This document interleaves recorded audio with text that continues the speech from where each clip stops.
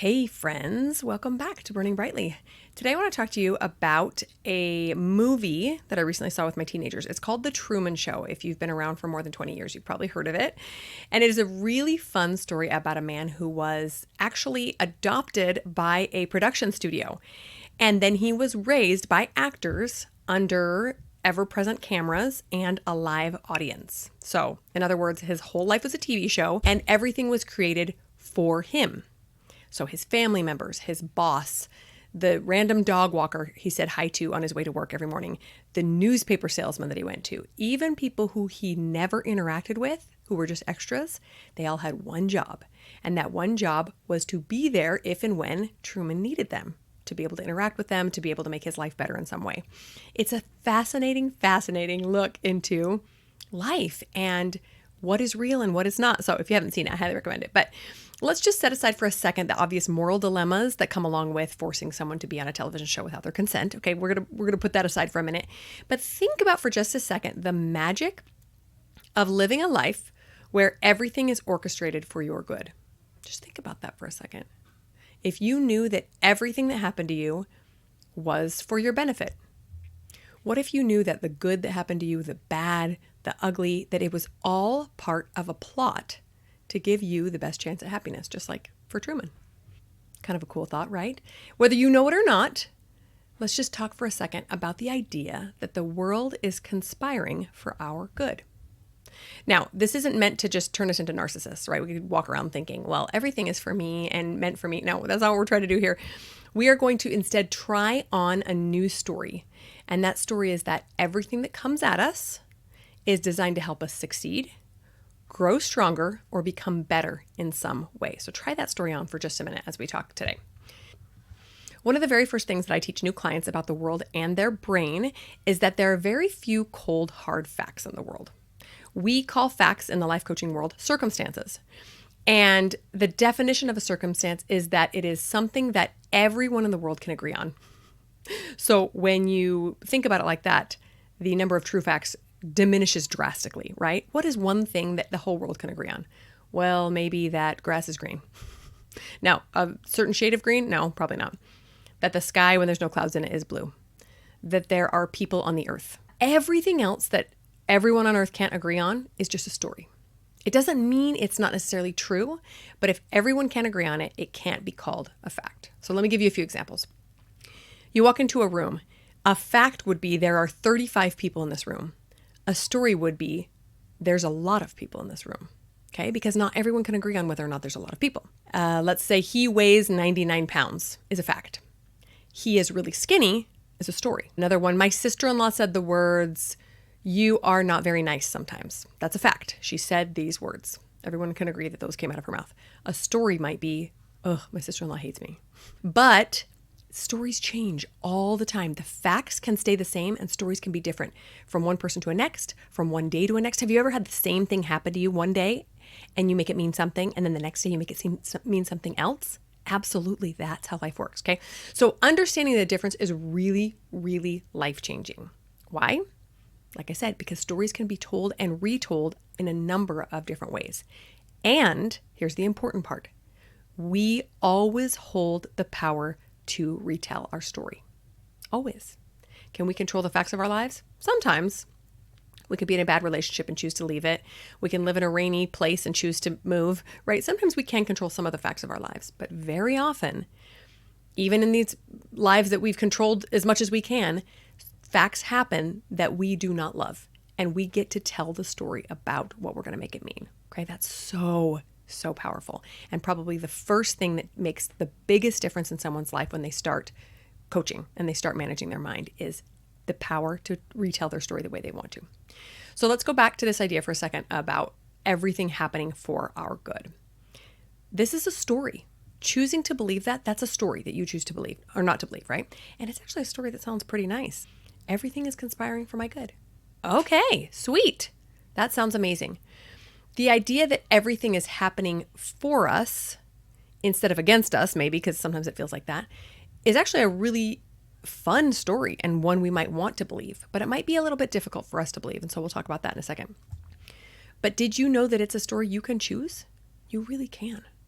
And I want you to be really, really clear on the fact that everything is a story so that you don't feel like this is just being naive or being toxically positive. That's not what I'm talking about at all. I'm talking about choosing to believe a story that serves you more than what you're currently believing.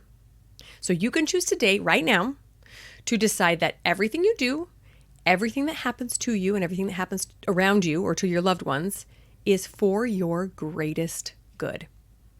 Like, yeah, I want that story. That sounds amazing.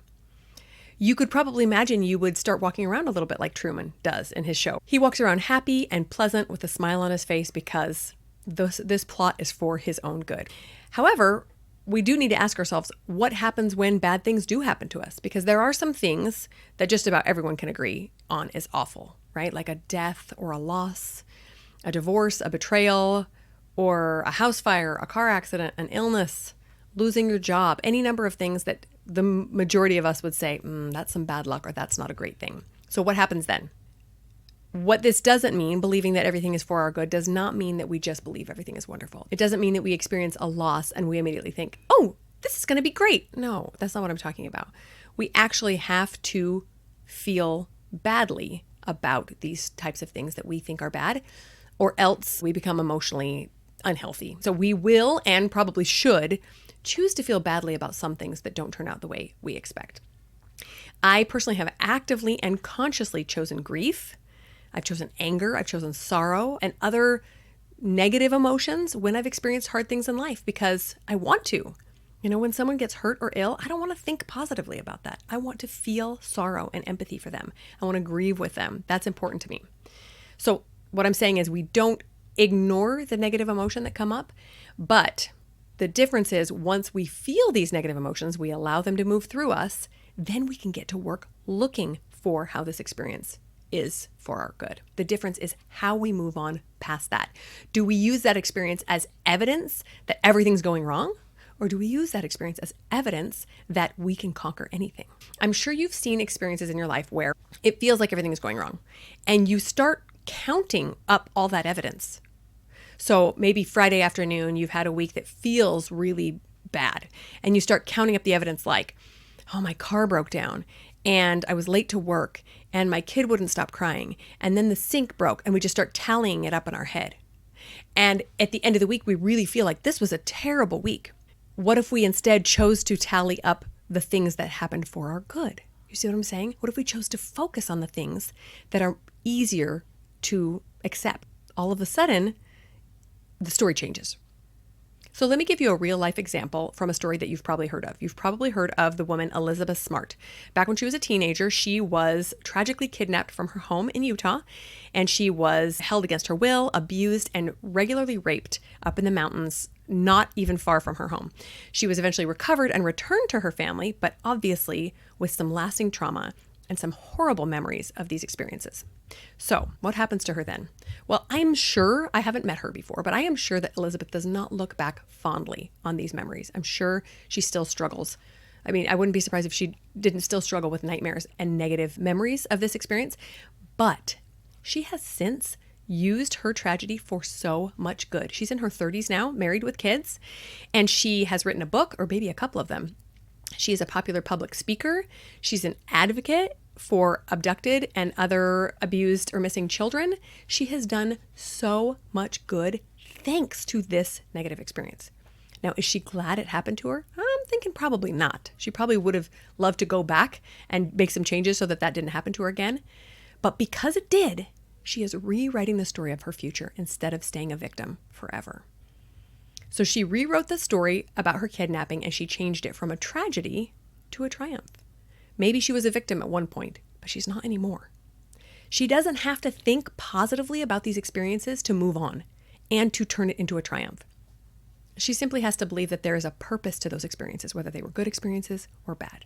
Do you see that shift? So let's talk about building a business for a minute. When it comes to being business owners, we have so many opportunities to work on our mindset and to choose the stories that we tell ourselves about our business. No matter what happens in our business, good or bad, we get to decide the narrative that we want to believe about those facts. So let's say you have a month with no sales in your business. You could choose to believe that that means you're a failure and you could close up shop. Or you could choose to believe that it means that you've discovered a number of ways that marketing your business does not work. Okay, now you know. Those don't work. We're going to do something else next month. What if you get an angry customer? You could choose to make that mean that your business has failed and no one's going to buy from you again because they're so angry. Or does that angry customer simply mean you've been given an opportunity to receive and learn from and implement some very important feedback? Because people who are angry give lots of feedback.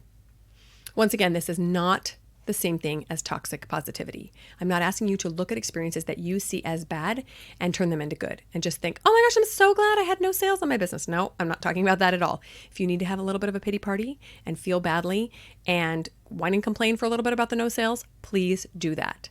Don't push away any emotions that need to be felt when these experiences come up, because that will just make things worse. So frustration, embarrassment, pity, anger, those have all come up for me regularly in my business.